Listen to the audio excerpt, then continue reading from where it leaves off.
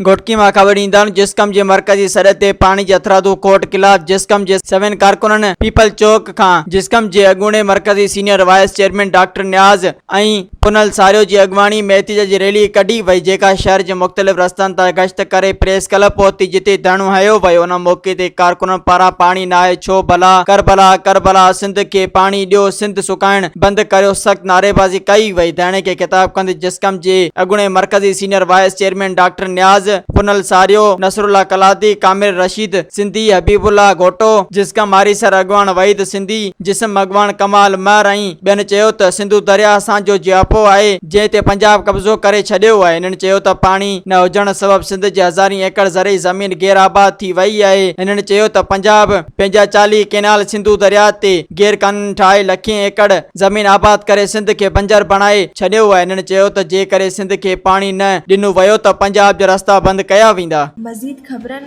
ऐं तफ़सीलात लाइ विज़िट कयो असांजी वेबसाइट www.awamiNewsHD.com ऐं ॾिसंदा रहो अवामी न्यूज़ HD।